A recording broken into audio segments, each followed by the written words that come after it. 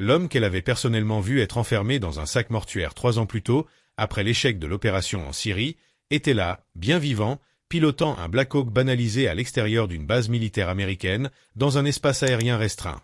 Les députés atteignirent la clôture, armes au poing. « Restez où vous êtes !»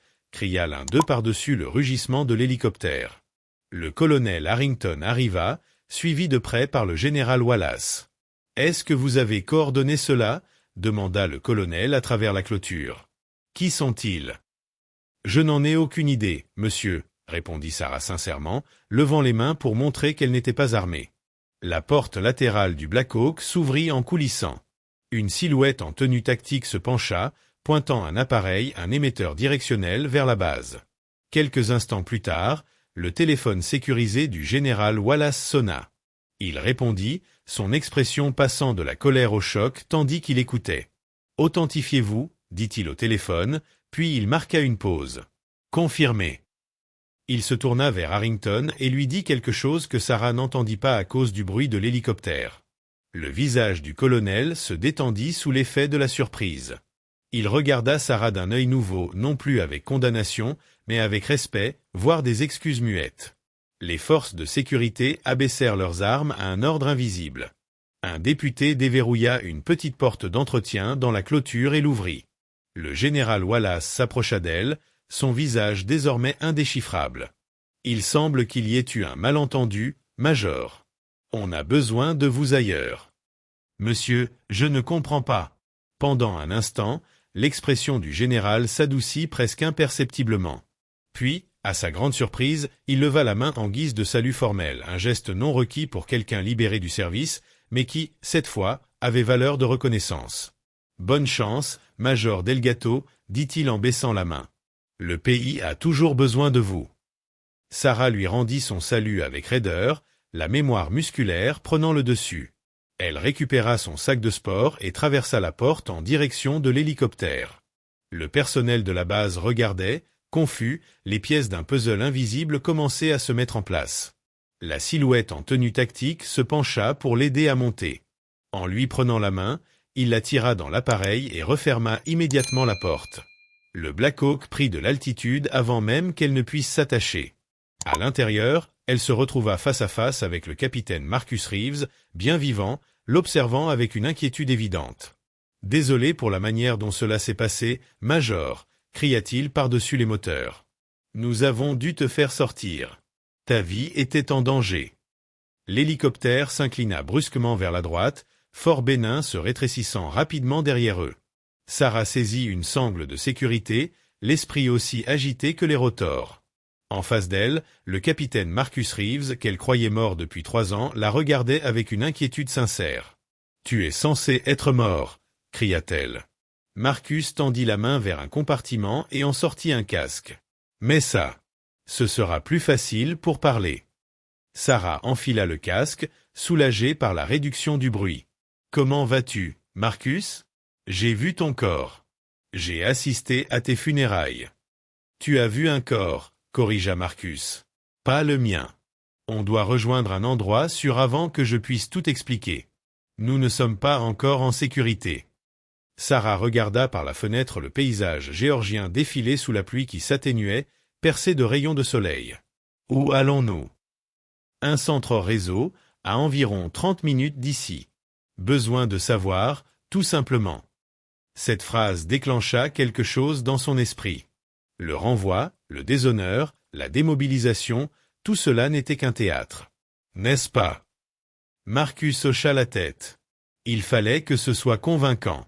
Ta vie en dépendait. Avant qu'elle ne puisse poser d'autres questions, une nouvelle voix se fit entendre dans son casque. Major Delgato, ravi de vous avoir à bord. Toutes mes excuses pour cette explication brutale. Elle reconnut immédiatement la voix, le colonel James Bennett. Oui, Major, je coordonne cette opération depuis l'anglais. Ancien agent de liaison entre la CIA et les opérations militaires, son implication signalait une affaire d'une ampleur bien plus vaste. Monsieur, j'aimerais savoir pourquoi j'ai été humilié publiquement et démobilisé sans préavis. Ces informations vous attendent au centre sécurisé. Je vous promets que toutes vos questions trouveront réponse. Mais sachez que nous avons dû agir rapidement quand nous avons réalisé que votre vie était en danger. Danger de qui? Un silence. Puis, des habitants de Fort Benning qui pensaient que vous vous approchiez trop près de quelque chose qu'ils ne voulaient pas voir découvert. Le reste du vol se fit dans un relatif silence. Sarah repassa mentalement les anomalies qu'elle avait relevées dans les rapports, les réactions étranges de certains officiers quand elle posait des questions. 20 minutes plus tard, le Black Hawk entama sa descente vers un complexe industriel abandonné, noyé dans la forêt. « Bienvenue nulle part », dit Marcus en posant l'appareil sur une plateforme dissimulée. Désignation officielle, avant-poste de renseignement stratégique 7. Officieusement, il n'existe sur aucune carte ni budget. Tandis que les rotors ralentissaient, Sarah suivit Marcus. 2 opérateurs en tenue tactique civile les rejoignirent. « Par ici, Major. » L'ancien bâtiment ressemblait de l'extérieur à une usine désaffectée, mais l'intérieur était un centre opérationnel high-tech, sécurité renforcée, communication de pointe, centre tactique en pleine effervescence. Une douzaine de personnes s'activaient, sans uniforme ni insigne. Une porte s'ouvrit au fond de la pièce. Un homme grand, aux cheveux argentés, s'avança. Le colonel Bennett. « Major Delgato, dit-il en lui tendant la main. Bienvenue au projet Lazarus. » Sarah la serra, les yeux rivés sur les écrans qui l'entouraient. « J'aimerais avoir ces réponses maintenant, monsieur. Suivez-moi. » Dans une salle de briefing, des visages familiers apparurent sur un mur numérique. Le général Wallace, le colonel Harrington et d'autres. Il y a 3 ans, nous avons découvert l'existence d'une taupe dans notre service de renseignement militaire. Quelqu'un vendait des informations classifiées à des puissances étrangères, des identités, des opérations. Sarah hocha la tête. L'opération en Syrie. Exactement. L'équipe du capitaine Reeves a été compromise. 5 agents sont morts. Nous avons simulé la mort de Marcus pour mener une enquête extérieure. C'est ce qu'on a appelé le projet Lazarus. Et ma révocation? Demanda Sarah. Bennett afficha un rapport. Il y a 3 jours, vous avez signalé des anomalies dans les renseignements syriens, des anomalies que nous avions volontairement introduites pour tracer les fuites. Votre rapport a déclenché la réaction que nous attendions. Wallace et d'autres ont immédiatement voulu vous évincer. L'écran afficha des échanges internes confirmant leur volonté de la discréditer. Ce sont des tactiques classiques de contre-espionnage. Sarah sentit la colère monter. Qui sont-ils? Bennett montra le visage de Wallace. Il est un nœud du réseau. Mais pas la tête. Quelqu'un au-dessus le dirige. Pourquoi m'avoir laissé partir vivante?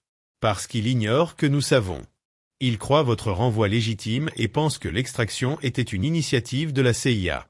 Cela nous donne du temps. Bennett fit apparaître un diagramme. Nous avons besoin que vous dirigiez l'opération pour les faire tomber. Marcus lui tendit une tablette, Opération Phoenix. Une équipe de 6 opérateurs vous attend. Ils n'ont besoin que d'un commandant. Vous me demandez de détruire ma propre chaîne de commandement. Non. De la sauver, corrigea Bennett. Un analyste entra, visiblement préoccupé. Le général Wallace a ordonné une purge du serveur sécurisé pour demain matin. Ils couvrent leurs traces. On est presque à découvert. Sarah inspira profondément. Si je fais ça, je veux être pleinement réintégré. Suppression complète de mon dossier. C'est déjà en cours, répondit Bennett. Il sortit un autre dossier. Un agent mort récemment tentait de transmettre des informations. Avant de mourir, il a nommé une personne digne de confiance. Vous, Major. Qui était cet agent? James Wilson. Votre ancien coéquipier en Afghanistan. Le nom la frappa de plein fouet. Ils l'ont tué parce qu'il voulait me protéger, dit Marcus. Il est mort en tentant de te faire parvenir les preuves. Sarah redressa les épaules. Quand est-ce qu'on commence? Nous avons déjà commencé. Votre équipe vous attend. En approchant de la salle tactique, Marcus l'avertit. Tout le monde ici ne sait pas que votre renvoi était un faux. Certains pensent encore que vous êtes sous enquête. Vous serez surveillés. Je suis donc à la fois leur commandante et leur suspecte. Exactement. Dans la salle, 6 opérateurs se levèrent. Le colonel Bennett prit la parole. « Équipe, voici le major Delgato. Elle prend le commandement de l'opération Phoenix. » Une femme s'avança. « Avec tout le respect, monsieur, après ce matin, sommes-nous certains que ce soit judicieux ?» « Agent Torres, » répondit Bennett, « le renvoi apparent du major était nécessaire. Elle a toute ma confiance. » Torres hocha la tête, visiblement peu convaincu. Sarah comprit alors, le véritable test ne faisait que commencer. Elle allait devoir se montrer à la hauteur pour gagner rapidement la confiance de cette équipe. « Soyons clairs, » déclara Sarah en s'adressant à la salle. « Ce matin, j'ai été démobilisé de force après 20 ans de service dévoué à mon pays. Je sais maintenant que c'est parce que j'ai failli découvrir une trahison au plus haut niveau. Quelqu'un a compromis nos opérations, nos ressources et nos agents.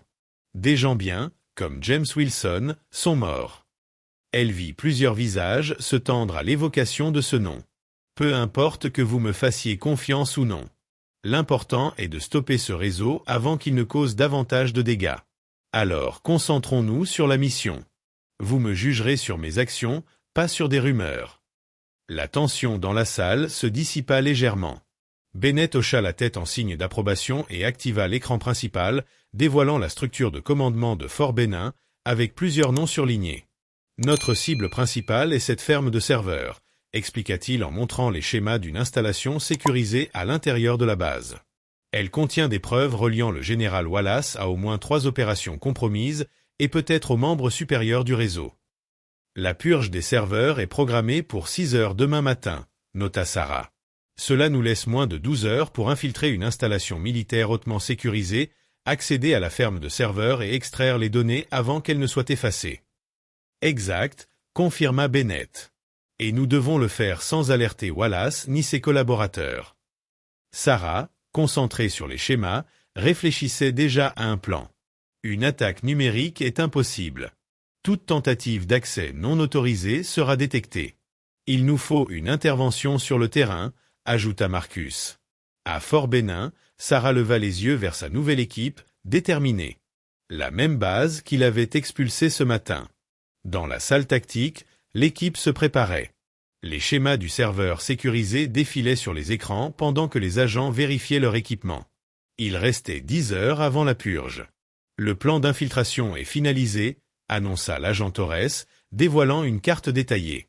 Nous passerons par le tunnel de maintenance situé sous le bâtiment des communications.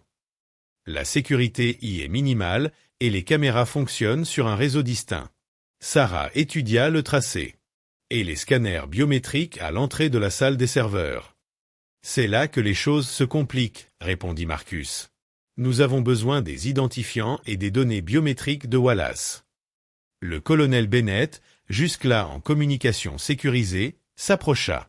Wallace a convoqué une réunion d'urgence du personnel 5 heures avant la purge. Il regroupe tous les témoins potentiels. Cela lui permet de tout contrôler une fois la purge effectuée, conclut Sarah. Torres acquiesça sombrement. Une tactique classique de contre-espionnage. Sarah se tourna vers l'écran tactique. Nous devons avancer notre intervention à ce soir, sous couverture nocturne. Attendre le matin serait suicidaire. Torres intervint, chaque garde à votre photo. Vous êtes officiellement libéré. C'est pourquoi je ne peux pas vous accompagner partout. Sarah présenta alors un plan révisé. Marcus mènerait une diversion à l'est pendant qu'elle et Torres s'infiltreraient par le tunnel. Une fois à l'intérieur, ils accéderaient à la salle des serveurs grâce aux informations de leur agent interne. Et la biométrie de Wallace, demanda un membre de l'équipe. Sarah ouvrit un fichier sur sa tablette. Lorsque j'étais officier du renseignement, j'avais accès au code de contournement d'urgence. Il change chaque jour, mais notre agent peut nous fournir celui du jour. Qui est cet agent? Le sergent-chef Rodriguez. Mon adjoint pendant 5 ans. Il a eu des doutes dès ce matin. Marcus acquiesça. Je peux le joindre à tout moment. La préparation s'intensifia. À la tombée de la nuit, l'équipe fit ses derniers contrôles. Alors que Sarah ajustait son gilet tactique, Bennett s'approcha avec une mallette. « Major Delgato, dit-il solennellement. Ceci vous appartient. » Il révéla ses papiers militaires et son arme de poing, les mêmes rendus le matin même. Comment les avez-vous récupérés? Rodriguez les a sauvés avant destruction. Il pensait que vous pourriez en avoir besoin. Sarah ressentit un mélange de réconfort et de gravité en les reprenant.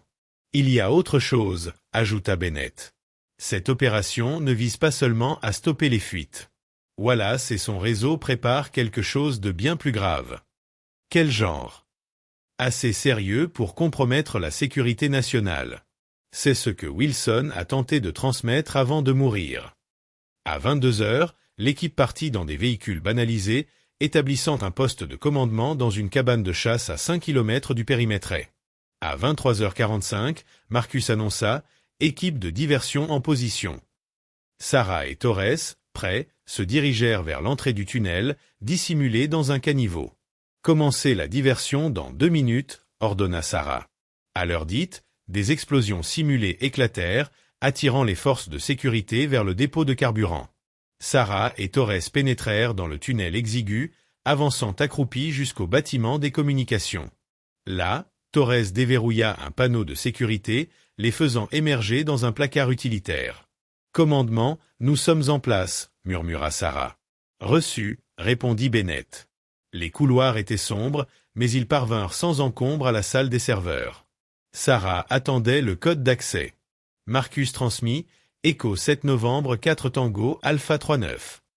Le voyant resta rouge, puis passa au vert. Ils entrèrent. Le bourdonnement des machines les enveloppa.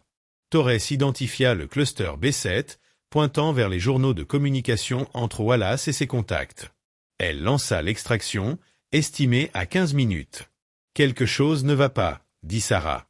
À ce moment, les lumières s'intensifièrent et une voix retentit. « Major Delgado, je dois admettre que je suis impressionné. » Sarah reconnut immédiatement Wallace. « Je m'attendais à ce que vous accélériez votre plan, » répliqua-t-elle. « Je lance la purge, » répondit-il froidement.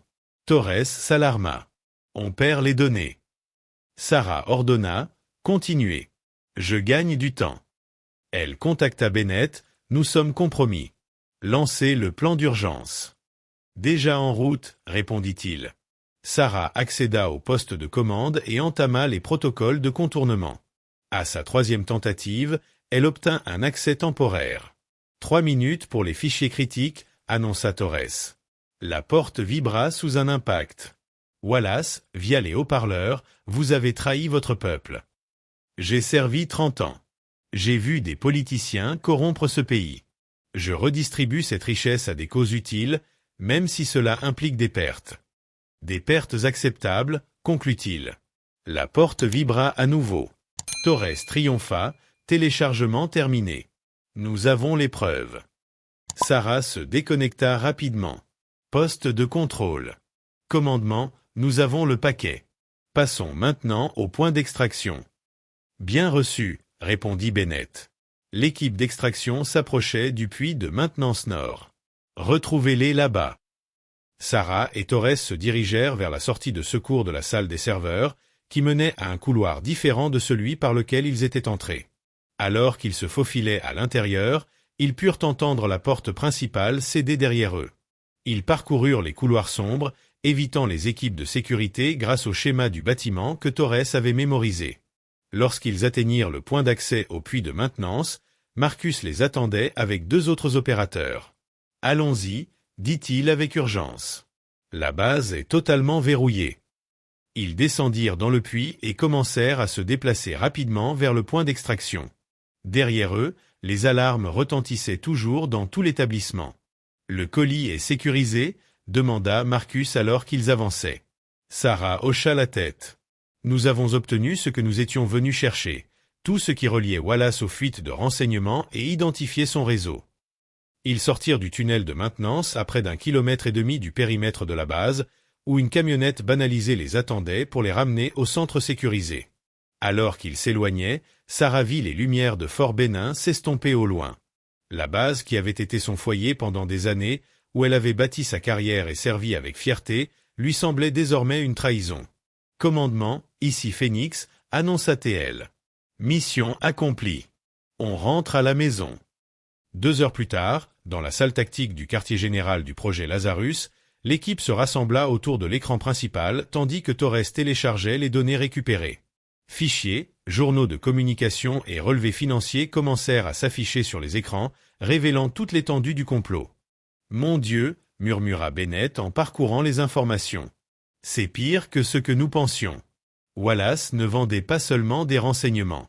Il participait à une opération coordonnée visant à compromettre toute notre structure de commandement régional. Sarah étudia le schéma du réseau qui se dessinait à l'écran. Il ne s'agit pas seulement de traîtres isolés. Ce sont des cellules régionales, organisées de façon compartimentée. Une structure cellulaire terroriste classique. Et cela va plus haut que Wallace, ajouta Marcus, en désignant des communications cryptées avec un contact désigné uniquement comme « président ». Quelqu'un lui donnait des ordres. Le téléphone sécurisé de Bennett sonna. Après une brève conversation, il se tourna vers l'équipe avec une expression grave. C'était le directeur. D'après les preuves que nous avons récupérées, les équipes d'opérations spéciales sont en train de se mobiliser pour appréhender le général Wallace et les membres identifiés de son réseau. Le président a été informé. Un étrange sentiment s'empara de Sarah. Sa justification était mêlée de tristesse. Le système auquel elle avait consacré sa vie était corrompu, mais elle avait contribué à le révéler. « Que va-t-il se passer maintenant ?» demanda-t-elle. Bennett se tourna vers elle. « Maintenant, Major Delgado, vous reprenez votre vie. » Il lui tendit une enveloppe scellée. À l'intérieur se trouvaient des ordres officiels la réintégrant dans le service actif, tous les documents relatifs à sa libération pour déshonneur ayant été effacés. « Ces ordres prennent effet immédiatement, » expliqua Bennett. « Concernant votre dossier militaire, votre libération n'a jamais eu lieu. Vous étiez en mission confidentielle pendant tout ce temps. » Sarah fixa les ordres. Le poids des événements de la journée la frappait enfin. En moins de 24 heures, elle avait été libérée, recrutée pour une opération secrète, infiltrée dans son ancienne base, démasqué une conspiration, et désormais, elle était pleinement réintégrée. « Il y a autre chose, » ajouta Bennett. « Le directeur souhaite vous voir en personne demain à 20 heures. Je crois qu'il a une nouvelle mission en tête, compte tenu de votre expérience unique dans cette opération. » Marcus s'approcha et lui tendit la main. « Félicitations, Major. Vous avez accompli ce que beaucoup n'ont pas réussi. Vous avez tenu bon, même lorsque le système s'est retourné contre vous. » En lui serrant la main, Sarah réalisa combien tout avait changé. Ce matin-là, elle avait quitté Fort Benning persuadée que sa carrière et sa réputation étaient détruites. Maintenant, elle était justifiée par des preuves qui révéleraient la corruption au plus haut niveau. « Je me suis engagée dans l'armée pour protéger mon pays », dit-elle doucement. Parfois, cela signifie le protéger des menaces internes autant qu'externes. Bennett acquiesça d'un signe de tête. La véritable mesure du service ne réside pas dans l'obéissance aveugle. C'est le respect des principes, même au prix d'un sacrifice personnel. Tandis que la salle tactique continuait de bourdonner d'activité autour d'elle, Sarah prit un moment pour réfléchir à l'étrange parcours des dernières 24 heures. Le système l'avait trahi. Mais des individus en son sein, comme le sergent-chef Rodriguez, Marcus Reeves et le colonel Bennett, étaient restés fidèles à leur serment. Par la fenêtre, elle apercevait l'hélicoptère Black Hawk qui l'avait sorti de la disgrâce, maintenant posé sur l'aire d'atterrissage, illuminé par les premières lueurs de l'aube. Il représentait quelque chose de puissant. Parfois, le véritable service exige de se démarquer de l'institution. Vous avez juré de protéger, pour finalement le sauver de lui-même. Au loin, le soleil se levait sur les pins de Géorgie. Un jour nouveau naissait, annonçant une voix plus claire. Le major Sarah Delgado reprit ses lettres de créance, redressa les épaules et se prépara à continuer de servir, non seulement un uniforme ou un grade, mais les principes qui l'avaient guidé pendant 20 ans. L'hélicoptère, à l'extérieur, attendait, prêt pour la prochaine mission.